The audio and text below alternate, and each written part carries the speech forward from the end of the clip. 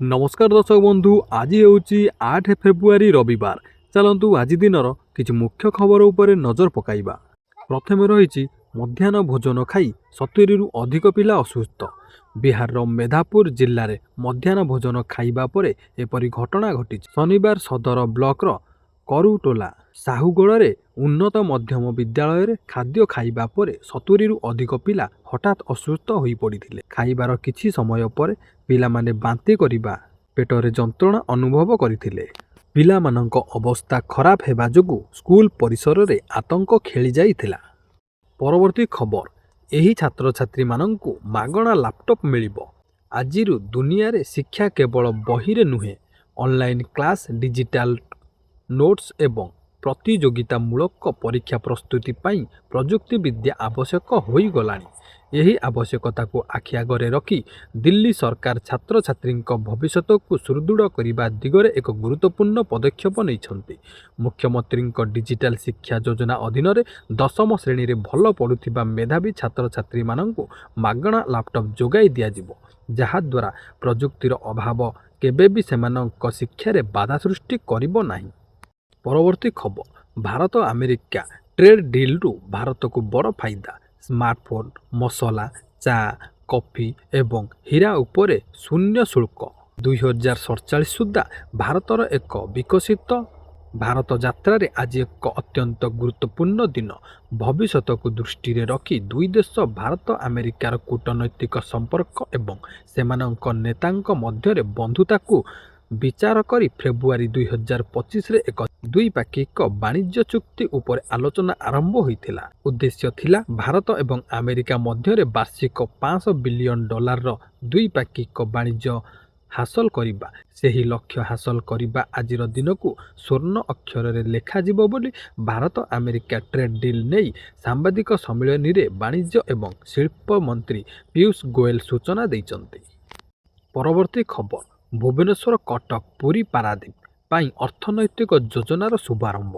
भुवनेश्वर कटक पुरी पारादीप पाई अर्थनैतिक corridor शुभारंभ होईची। Odisha vision 2047 रो मुख्य growth engine हेबो बीसीपीपीईआर।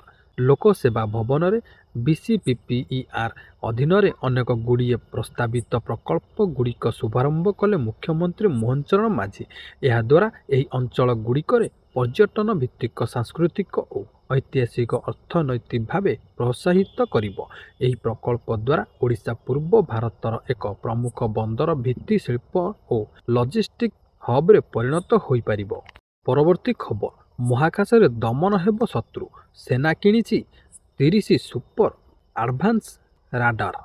भारतीय सेना न्यू वायु प्रतिरक्षा क्षमता को आहरी मजबूत करने दिगरे एक बड़ पदक्षेप ग्रहण करने को जाउछि। प्रतिरक्षा मंत्रालय सेना लगी 30टी उन्नत लो लेवल लाइट वेट बा हालुका राडर और 2टी क्लासरूम वेरिएंट राडर किनिबा प्रक्रिया आरंभ करिछि। एथिलागी प्राय 725 कोटी टंका खर्च हेबो। परवर्ती खबर आईएमडी जारी कला सतर्क सूचना। 48 घंटे 3 राज्य रे बदलिबो पाग। आईएमडी जारी कला बड़ सतर्क सूचना। 48 घंटे पुणी कर लेउटाइबो प्रकृति। शीत परे पुणी वर्षा थराइबो। सकाळ संध्यारे प्रबल ठंडा और दिन में हालुका गरम लोकंकु द्वंद्व पकाई देउछि।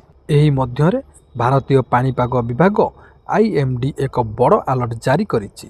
आईएमडी अनुसार आसंता 48 घंटा मध्यरे पहाड़िया राज्य गुड़िकरे पाणीपाग हठात बदली पारे। पश्चिमा झड़ा सक्रिय हेबारु प्रबल वर्षा तुषारपात आरंभ हेबार संभावना रही। परवर्ती खबर भारत अमेरिका वाणिज्य डील $30 ट्रिलियन बजार खोलिबो। एमएसएमई और चाषी को बड़ लाभ। भारत एवं अमेरिका मध्य वाणिज्य चुक्तिर रूपरेखा प्रकाश पाई। दुई देश अंतरीण वाणिज्य चुक्तिर ढांचा को चूड़ांत करिसंती एवं एक मिलित विवृत्ति जारी करिसंती।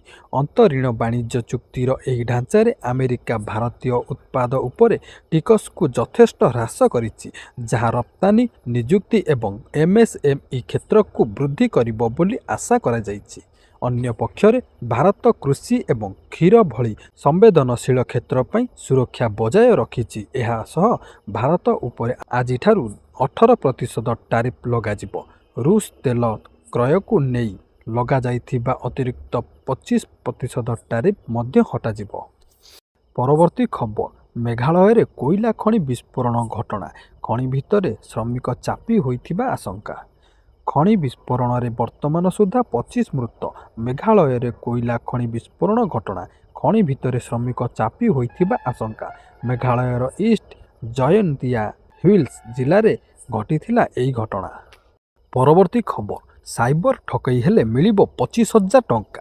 ସାଇବର ଠକେଇ ଶିକାର ହୋଇଥିବା ଗ୍ରାହକମାନଙ୍କ ପାଇଁ ଭାରତୀୟ ରିଜର୍ଭ ବ୍ୟାଙ୍କ ବା ଆରବିଆଇ ଏକ ବଡ଼ ଆଶ୍ୱସ୍ତିକର ନିଷ୍ପତ୍ତି ନେବାକୁ ଯାଉଛି, ଯେଉଁଥିରେ ଛୋଟ ଧରଣର ଆର୍ଥିକ ଠକେଇ ମାମଲାରେ ବାର୍ଷିକ 25,000 ଟଙ୍କା ପର୍ଯ୍ୟନ୍ତ କ୍ଷତିପୂରଣ ମିଳିବାର ପ୍ରସ୍ତାବ ରହିଛି।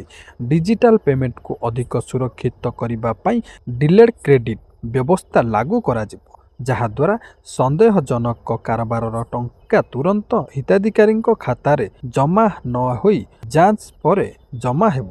ଏହା ସହିତ ଗ୍ରାହକ ସୁରକ୍ଷା ପାଇଁ 3ଟି ନୂଆ ନିର୍ଦ୍ଦେଶାବଳୀ ଜାରି କରାଯିବ, ଯାହା ବ୍ୟାଙ୍କିଂ କ୍ଷେତ୍ରରେ ସ୍ୱଚ୍ଛତା ଆଣିବ ବୋଲି ଗଭର୍ଣ୍ଣର ସୂଚନା ଦେଇଛନ୍ତି। ପରବର୍ତ୍ତୀ ଖବର, ଚାଷୀଙ୍କ ପାଇଁ ଖୁସି ଖବର, ଆସିବ 22ତମ କିସ୍ତି। ଦେଶର କୃଷକମାନଙ୍କ ଆର୍ଥିକ ସ୍ଥିତି ସୁଧାରିବା ପାଇଁ କେନ୍ଦ୍ର ସରକାର ପ୍ରଧାନମନ୍ତ୍ରୀ କିଷାନ ସମ୍ମାନ ନିଧି ଯୋଜନା ବା ପିଏମ୍ କିଷାନ ମାଧ୍ୟମରେ ପ୍ରତିବର୍ଷ 6,000 ଟଙ୍କା ପ୍ରଦାନ କରୁଛନ୍ତି, ଯାହା ଚାଷୀଙ୍କ ପାଇଁ ବଡ଼ ସହାୟତା ହେଉଛି। ରେକର୍ଡ ଅନୁଯାୟୀ 2026 ଫେବୃଆରୀର ପ୍ରଥମ ସପ୍ତାହରେ 22ତମ କିସ୍ତି ଜାରି ହେବାର ସମ୍ଭାବନା ରହିଛି, ଯଦିଓ କିଛି ମିଡିଆ ରିପୋର୍ଟ ଅନୁସାରେ ଏହା ହୋଲି ପୂର୍ବରୁ ମଧ୍ୟ ମିଳିପାରେ ବୋଲି ଅନୁମାନ କରାଯାଇଛି। ଯଦି ଆପଣ ଏପର୍ଯ୍ୟନ୍ତ ଇ-KYC କରିନାହାନ୍ତି, ତେବେ ତୁରନ୍ତ କରାଇ ନିଅନ୍ତୁ, କାରଣ ଏହା ବିନା କିସ୍ତି ଟଙ୍କା ମିଳିବାରେ ଅସୁବିଧା ହୋଇପାରେ ଏବଂ ସରକାରୀ ପୋର୍ଟାଲରେ ନିୟମିତ ଅପଡେଟ୍ ଯାଞ୍ଚ କରିବା ପାଇଁ ଚାଷୀମାନଙ୍କୁ ପରାମର୍ଶ ଦିଆଯାଉଛି।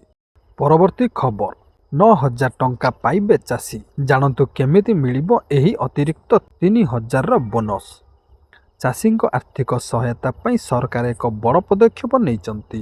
ବିହାର ସରକାର ବଜେଟ୍ 2026ରେ ଜନନାୟକ କର୍ପୂରୀ ଠାକୁର କୃଷକ ସମ୍ମାନ ନିଧି ଯୋଜନା ଘୋଷଣା କରିଛନ୍ତି, ଯେଉଁଥିରେ ପିଏମ୍ କିଷାନ ଲାଭାର୍ଥୀଙ୍କୁ ଅତିରିକ୍ତ 3,000 ଟଙ୍କା ମିଳିବ। ଏହି ନୂଆ ବ୍ୟବସ୍ଥା ଦ୍ୱାରା ରାଜ୍ୟର ପ୍ରାୟ 73 ଲକ୍ଷ ଚାଷୀ ବର୍ଷକୁ 6,000 ପରିବର୍ତ୍ତେ ମୋଟ 9,000 ଟଙ୍କା ସିଧାସଳଖ ନିଜ ବ୍ୟାଙ୍କ ଖାତାକୁ ପାଇବେ। ଏହା କୃଷକମାନଙ୍କ ପାଇଁ ଏକ ବଡ଼ ଆଶ୍ୱସ୍ତି ଭାବେ ବିବେଚନା କରାଯାଇଛି।